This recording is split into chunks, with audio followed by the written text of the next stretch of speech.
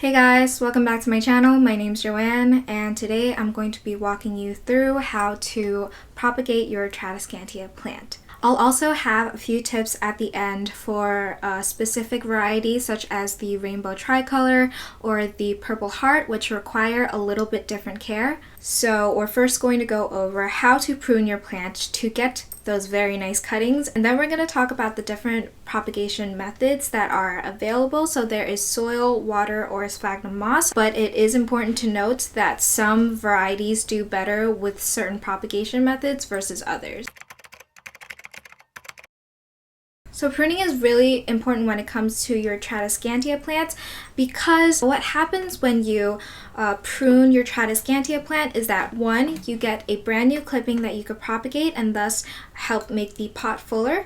But then also when you cut back your Tradescantia plant, it actually tells the plant that, oh, I have to make more leaves because it seems to me that I'm dying.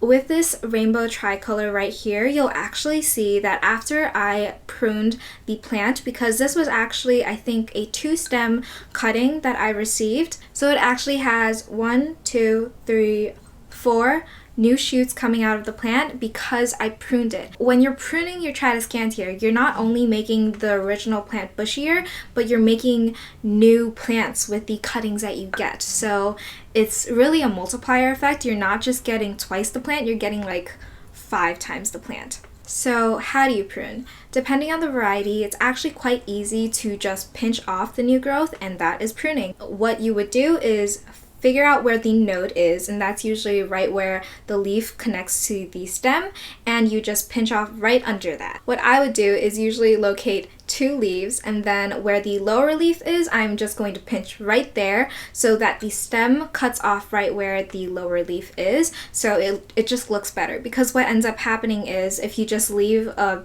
bit of stem there, it kind of just stays like that. It doesn't really grow anything because the new growth is actually going to come from the lower leaf nodes, and then you'll have a cutting. For the thicker stem varieties like over here, such as the Callisia Elegans or even the Tradescantia Purple Heart, you are able to go in with a sanitized pair of scissors and just cut right there at the angle. You do not want to throw out those good clippings because they will become individual plants of their own if you use any of the following propagation methods to get roots.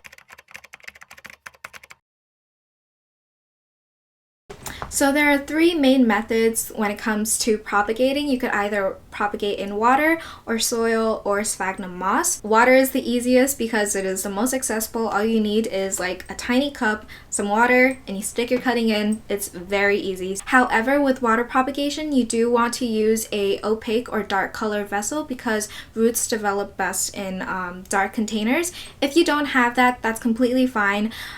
You just don't need a lot of light when it comes to propagating roots for your plants. I know that's like totally against what like most people think because, you know, since the leaf is still alive, you do want to give it light. But I found that I could just stick my propagation station in like a corner and roots develop way faster than if I have it under light. However, the one thing to note with water propagation is that the roots that plants develop in water are actually different from soil roots. So from my experience, I found that when I am transferring any of the water propagated plants into the original pot again, that sometimes it will just not transition the best versus if you just soil propagate right away. Now with soil propagation, it's actually really easy.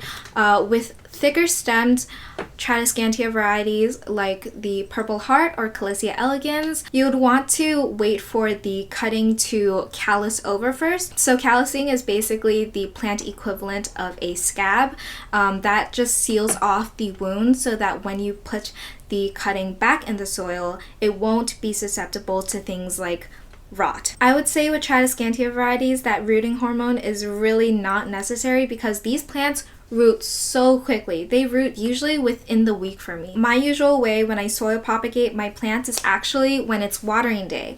I take all my plants, I water them, and then I just pinch off the extra new growth that makes it look a little bit leggier, and I stick it back in the pot. The reason why I do that is that it's just a lot easier for the plant to develop roots in soil if the soil is wet. However, you don't want to be constantly watering your plants, so it's always good to just propagate on watering day. So depending on the variety, they might not like soil propagation. The varieties that really do not do well with soil propagation is the rainbow tricolor or the Tradescantia Fluminensis Variegata. This is just the white and green variegation, and I found that both of these are really susceptible to rot. I've tried propagating it in soil, I've tried propagating it in sphagnum. You can usually tell when the cutting is not rooting because it'll be significantly more limp compared to the rest of the plant. You could rescue it potentially. What you have to do is take that cutting out, cut off any rotted pieces, and stick it in water, because I found that with these two varieties, they really enjoy water propagation. You just have to be careful that the water only covers the node and none of the leaf. So my camera just died.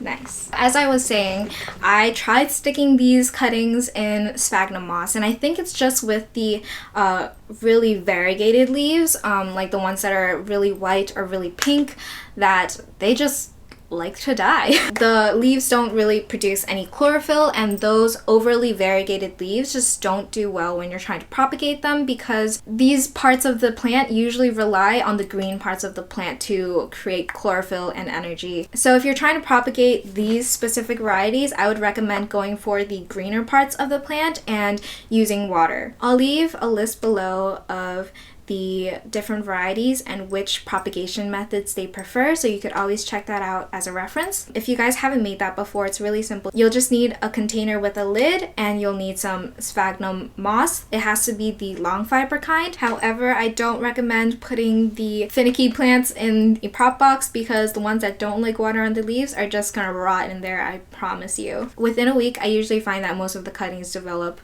roots, so you could always transfer it back into the pot when you water the next time. Okay, so that is it for my video. I hope you guys enjoyed it. I hope you guys learned something. If you have any questions, definitely leave it down below in the comments, and I will do my best to answer them. If you have any video requests, definitely let me know. Give me a thumbs up if you enjoyed this video, and I will see you guys next time. Bye!